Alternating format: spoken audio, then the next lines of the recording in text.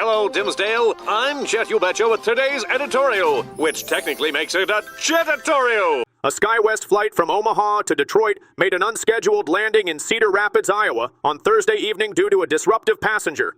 The FAA reported that Flight 3612 was diverted after the crew alerted authorities about a disturbance. Upon landing at Eastern Iowa Airport, 23-year-old Mario Nick Prelage of Nebraska was arrested and taken to the Lynn County Correctional Center. He faces multiple charges including disorderly conduct, assault, possession of prescription drugs, harassment, and a tax stamp violation. According to air traffic control audio, the passenger had been fighting with a flight attendant and attempted to open the emergency exit mid-flight. The flight had 67 passengers and 4 crew members on board. After the incident, the flight resumed and reached its destination. The investigation remains ongoing.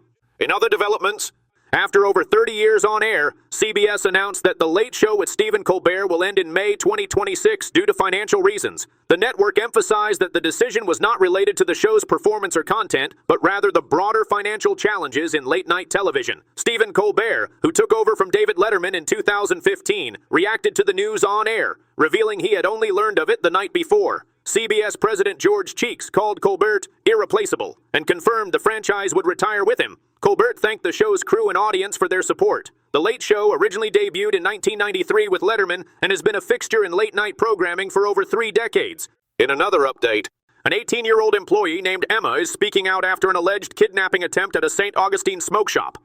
Police say Theodore Tundador entered the store, began stealing, and then allegedly dragged Emma outside in a chokehold, trying to force her into a stolen vehicle. Surveillance footage and 911 audio show Emma screaming for help and escaping. A bystander intervened and called the police. The two hid in a nearby store until authorities arrived. Tundador was later arrested after a reckless driving stop and has been charged with kidnapping, false imprisonment, robbery, and more. According to the police report, he confessed to taking both Emma and the merchandise. Authorities praised Emma's actions during the incident. In other developments, Congress passed a $9 billion federal budget rescissions package targeting foreign aid and public broadcasting. The House approved the bill 216 to 213, with 2 Republicans opposing it.